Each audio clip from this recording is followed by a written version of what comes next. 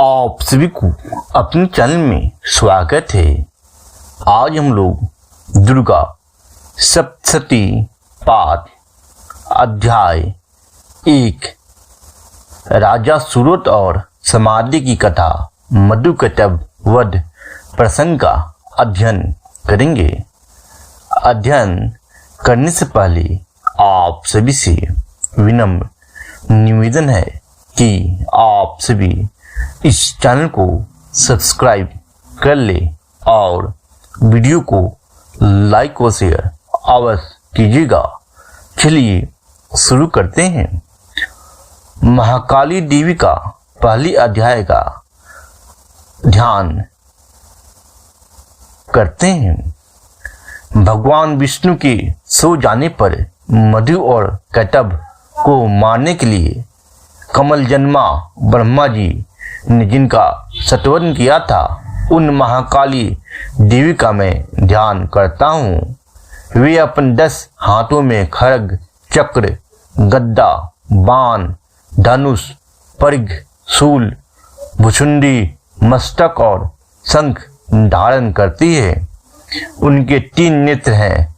वे समस्त अंगों में दिव्य आभूषणों से विभूषित है। उनके शरीर की कांति नीलमणि के समान है तथा वे 10 मुख और 10 पैरों से युक्त है। ओम चंडी देवी को नमस्कार है।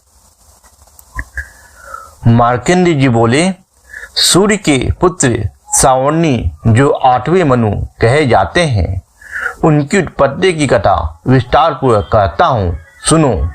सूर्य कुमार महाभाग स्वर्णिम भगवती महामाया के अनुग्रह से जिस प्रकार मंत्रों के स्वामी हुए, वही प्रसंग सुनाता हूँ। पूर्व काल की बात है। सूरत नाम के एक राजा थे जो चैत्र वंश में उत्पन्न हुए थे। उनका समस्त भूमंडल पर अधिकार था। वे प्रजा का अपने पुत्रों के भांति धर्मपूर्वक पालन करते थे। फिर भी उस समय कोला ध्वंसी क्षत्रिय उनके शत्रु हो गए। राजा सूरत की दंड नीति बड़ी प्रबल थी। उनका शत्रुओं के साथ संग्राम हुआ। यद्यपि कोला ध्वंसी संख्या में कम थे, तो भी राजा सूरत युद्ध में उनको परास्त हो गए। तब वे युद्ध भूमि से अपने नगर को लौट आए और केवल अपने देश के राजा होकर रहने लगे। समूची पृथ्वी से अब उनका अधिकार जाता रहा, किंतु वहां भी उन प्रबल शत्रुओं ने महाभाग राजा सूरत पर आक्रमण कर दिया। राजा का बल क्षीण हो चला था, इसलिए उनके दुष्ट एवं दुरात्मा मंत्रियों ने वहां उनकी राजधानी में भी राजकीय सेना और खजाने को वहां से हथिया लिया।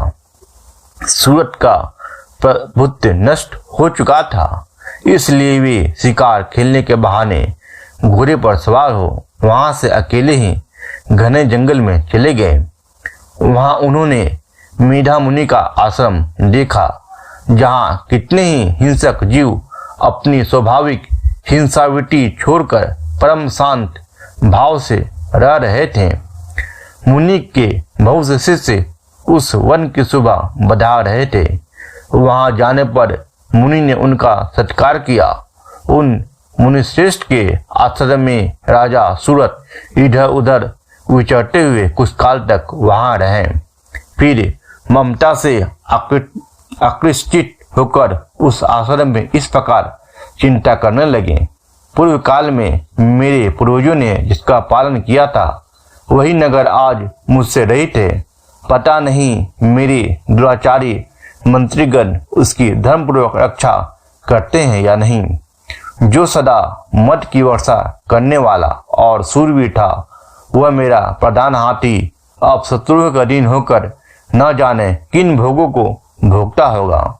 जो लोग मेरी कृपा, धन और भोजन पाने से सदा मेरे पीछे पीछे चलते थे, वे निश्चय ही अब दूसरे राजाओं को अनुसरण करते होंगे।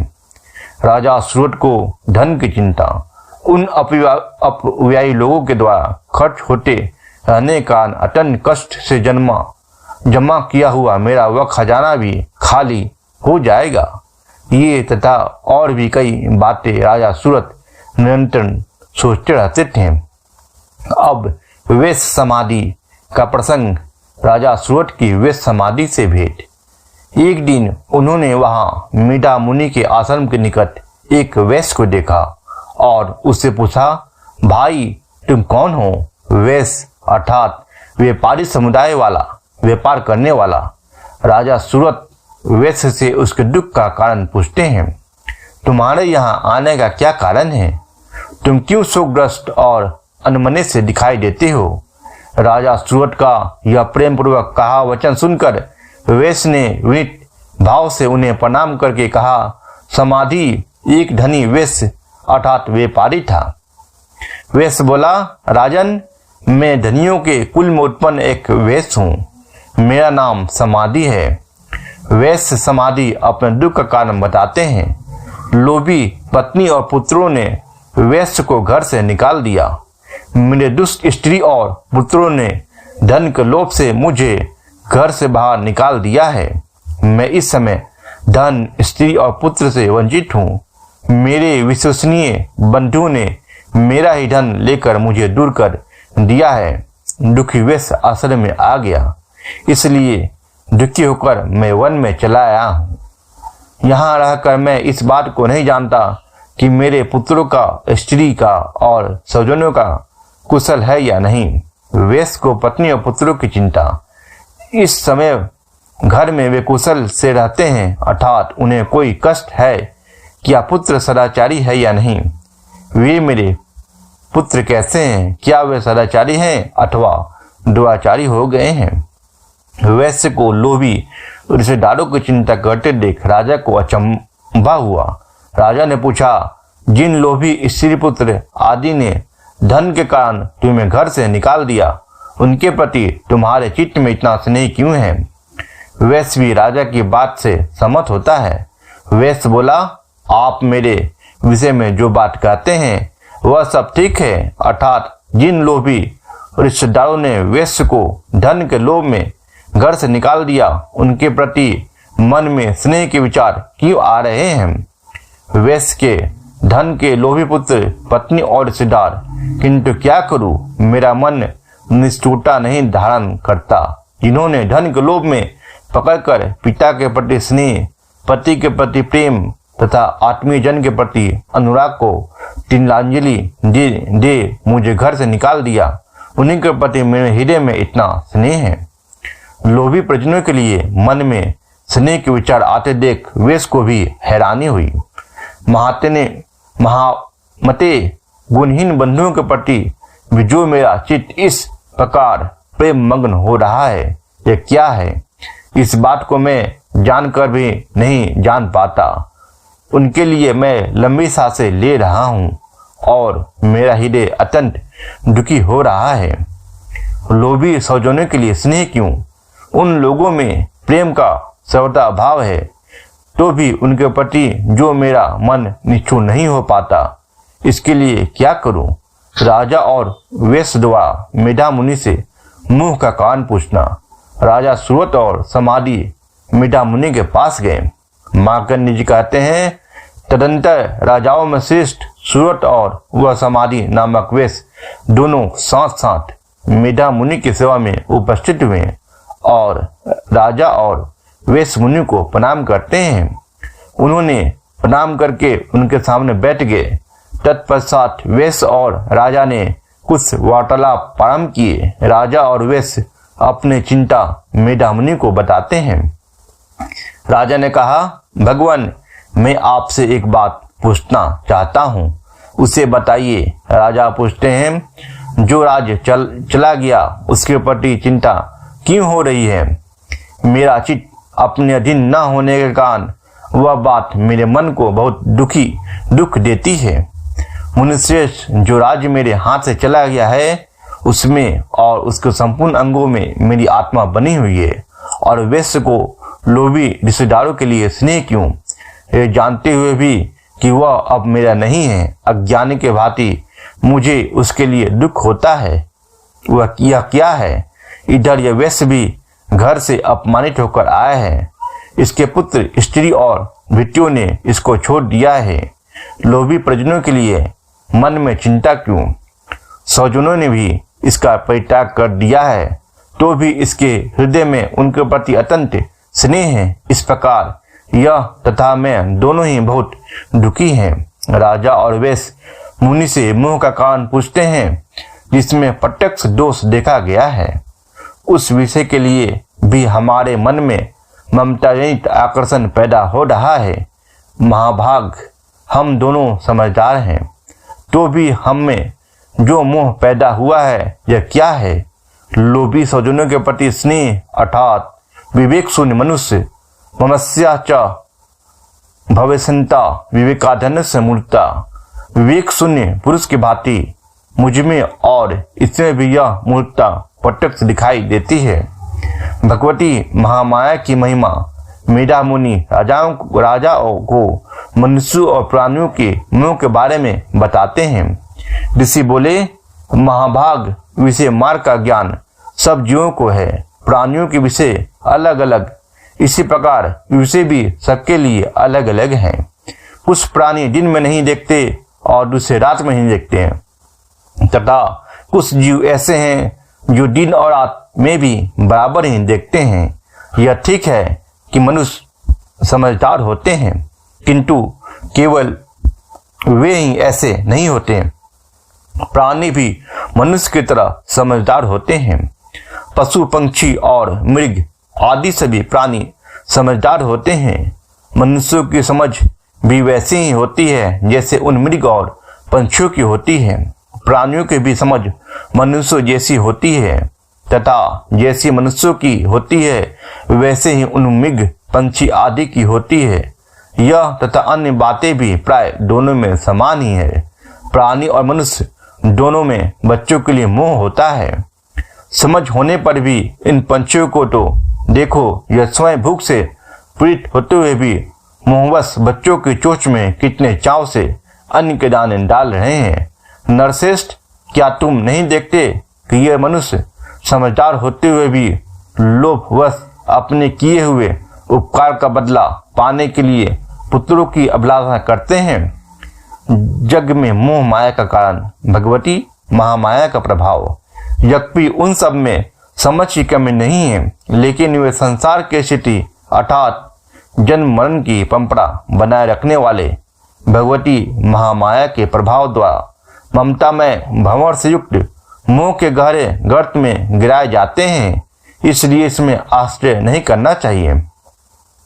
विष्णु भगवान की भगवती महामाया।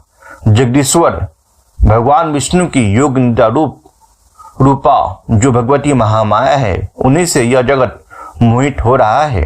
भगवती देवी से ही मोह के बंधन और बंधनों से मुक्ति दोनों बातें वे भगवती महामाया देवी ज्ञानियों के भी चित्त को बलपूर्वक खींचकर मोह में डाल देती हैं। वे ही इस संपूर्ण चराचर जगत की सृष्टि करती हैं, तथा वे ही प्रसन्न होने पर मनुष्यों को मुक्ति के लिए वरदान देती है। संसार बंधन और मोक्ष दोनों अवस्थाएं भगवती महामाया के कारण, वे ही पराविज्ञा संसार बंधन और मोक्ष की हेतुभूता सनातनी देवी तथा संपूर्ण ईश्वरी की ही भी अधीश्वरी है। राजा मेधा मुनि को देवी महामाया के बारे में विस्तार से बताने के लिए कहते हैं। राजा ने पूछा, भगवान, जिन्हें आप महामाया कहते हैं वे देवी कौन है? देवी महामाया का स्वरूप, प्रभाव और प्रादुर्भाव कैसे हुआ? ब्राह्मण, उनका अभिभाव कैसे हुआ तथा उनके चरित्र कौन कौन है? ब्रह्म वेताओं में श्रेष्ठ महर्षि उन देवी का जैसा प्रभाव हो, जैसा स्वरूप हो और जिस प्रकार प्रादुर्भाव हुआ हो, वह सब मैं आपके मुख से सुनना चाहता हूँ। भगवती महामाया का स्वरूप नित्य स्वरूप है, स्वरूपा है। ऋषि बोली, राजन, वास्तव में तो वे देवी नित्य स्वरूपा ही हैं। संपूर्ण जगत उन्हीं का रूप है तथा उन्होंने समस्त विश्व को व्याप्त कर रखा है, लेकिन उनका प्राकट्य अनेक प्रकार से होता है। वह मुझसे सुनो, यद्यपि वे नित्य और अजन्मा है, तथापि जब देवताओं को कार्य सिद्धि करने के लिए प्रकट होती है उस समय लोक में उत्पन्न हुई कहलाती है। मधु और कटम्ब के संहार का प्रसंग। कल्प के अंत में संपूर्ण जगत जल में डूबा हुआ था। सबके प्रभु भगवान विष्णु शेषनाग के सया विसाकर युग निद्रा का आश्रय ले शयन कर रहे थे। उस समय उनके कानों के मैल से दो भयंकर असुर उत्पन्न हुए जो मधु और कटम्ब के नाम से विख्यात थे। वे दोनों ब्रह्मा जी का वध करने को तैयार हो गए। प्रजापति ब्रह्मा जी ने जब उन दोनों भयानक असुरों को अपने पास आया और भगवान को सोया हुआ देखा तो सोचा कि मुझे कौन बचाएगा। एकाग्रचित होकर ब्रह्मा जी भगवान विष्णु को जगाने के लिए उनके नेत्र में निवास करने वाली युग निद्रा की स्तुति करने लगे, जो विष्णु भगवान को सुला रही थी, जो इस विश्व की अधीश्वरी जगत को धारण करने वाली, संसार का पालन और संहार करने वाली तथा तेज स्वरूपा भगवान विष्णु की अनुपम शक्ति है। उन्हीं भगवती निद्रा देवी की ब्रह्मा जी स्तुति करने लगे। ब्रह्मा जी ने कहा, देवी तुम्ही स्वाहा और तुम्ही वस्कटकार हो। स्वर भी तुम्हारे ही स्वरूप है। ओमकार की तीनों मात्राओं में देवी का स्वरूप। तुम्ही जीवनदायिनी सुधा हो। नित्य अक्षर प्रणव में आकर उकार मकार इन तीनों मात्राओं के रूप में तुम्ही स्थित हो तथा इन तीन मात्राओं का अतिरिक्त जो बिंदु रूपा नित्य अध मात्रा है जिसका विशेष रूप से उच्चारण नहीं किया जा सकता वह तुम्ही हो। देवी भगवती जगत जननी और सृष्टि की रचना। देवी तुम्ही संध्या सावित्री तथा परम जननी हो। देवी तुम्ही इस विश्व ब्रह्मांड को धारण करती हो। तुमसे ही इस जगत की सृष्टि होती है, तुम्ही से इसका पालन होता है और सदा तुम्ही कल्प के अंत में सबको अपना ग्रास बना लेती हो। जगमयी देवी, इस जगत की उत्पत्ति के समय तुम सृष्टि रूपा हो, पालन काल में स्थिति रूपा हो तथा कल्पांत के समय संहार रूप धारण करने वाली हो। तुम्ही महाविद्या, महामाया, महामेधा, महास्मृति, महामोह रूपा महादेवी और महासुरी हो। तुम्ही तीनों गुणों को उत्पन्न करने वाली सबकी प्रकृति हो। भयंकर कालरात्रि, महारात्रि और मोहरात्रि भी तुम्ही हो। तुम्ही श्री, तुम्ही सूरी, तुम्ही ही और तुम्ही बोध स्वरूपा बुद्धि हो। लज्जा, पुष्टि, तुष्टि, शांति और समाधि तुम्ही हो। तुम खड्ग धारणी, शूल धारणी, घोर रूपा तथा गदा, चक्र, शंख और धनुष धारण करने वाली हो। बाण, भुसुंडी और परिग ये भी तुम्हारे अस्त्र हैं। तुम सौम्य और सौम्यतर हो। सौम्य अर्थात विनम्रता, शीतलता, सुशीलता, कोमलता। इतना ही नहीं, इतने भी सौम्य एवं सुंदर पदार्थ हैं उन सब की अपेक्षा तुम अत्यधिक सुंदरी हो। पर और अपर इन सब से परे रहने वाली परमेश्वरी तुम्ही हो। सर्वस्वरूपी देवी, कहीं भी सत्य असत रूप जो कुछ वस्तुएं और उन सब की जो शक्ति है वह तुम्ही हो। ऐसी अवस्था में तुम्हारी स्तुति क्या हो सकती है? जो इस जगत की सृष्टि, पालन और संहार करते हैं उन भगवान को भी जब तुमने निद्रा के अधीन कर दिया है तो तुम्हारी स्तुति करने में यहाँ कौन समर्थ हो सकता है?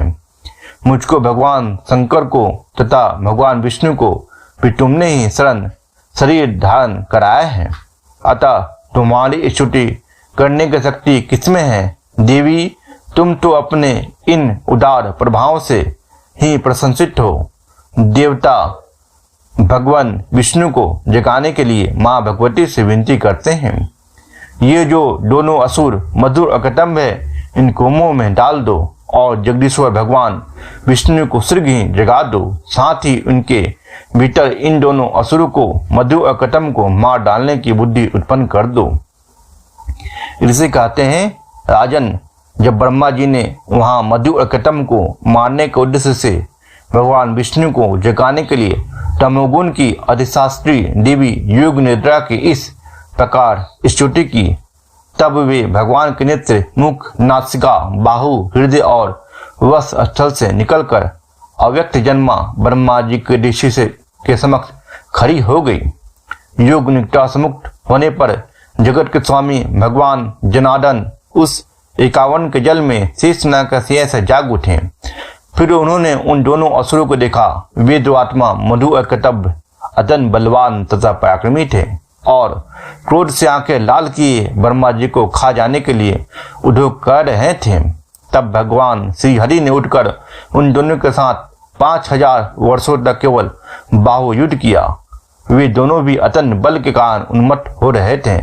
तब महामाया ने उन्हें मुंह में डाल दिया और भगवान विष्णु से कहने लगे, हम तुम्हारी वीरता से संतुष्ट हैं, तुम हम लोगों से कोई वर मांगो। श्री भगवान बोले, यदि तुम दोनों मुझ पर प्रसन्न हो तो अब मेरे हाथ से मारे जाओ। भगवान विष्णु दैत्य को उनके हाथ से मरने के लिए कहते हैं, बस इतना सा ही मैंने वर मांगा है, यहाँ दूसरे किसी से वर क्या लेना। असुरों को गलती का एहसास होता है, इससे कहते हैं। उन दैत्यों को अब अपनी भूल मालूम पड़ी। उन्होंने देखा कि सब जगत पानी ही पानी है और कहीं भी सूखा आसा नहीं दिखा दे रहा है। कल्प प्रलय के अंत में संपूर्ण जगत जल में डूबा हुआ है। तब कमल ने भगवान से कहा, जहाँ पृथ्वी जल में डूबी हुई न हो, जहाँ सूखा स्थान हो, वही मेरा वध करो। ऋषि कहते हैं, तब तथास्तु कहकर शंख, चक्र और गद्दा धारण करने वाले भगवान ने उन दोनों के मस्तक अपने जांघ पर रखकर चक्र से काट डाले। इस प्रकार ये देवी महामाया ब्रह्मा जी की स्तुति करने पर स्वयं प्रकट हुई थी। अब पुनः तुमसे उनके प्रादुर्भाव का वर्णन करता हूँ, सो सुनो। इति श्री मार्कंडेय पुराण सौनिक मंत्रण के दिव्य महात्म्य ने मधुकतम नामक प्रथम अध्याय समाप्त हुआ। बोलिए बोलिए माँ दुर्गा की जय, आदि शक्ति भवानी की जय। जय माँ दुर्गा, जय माँ दुर्गा।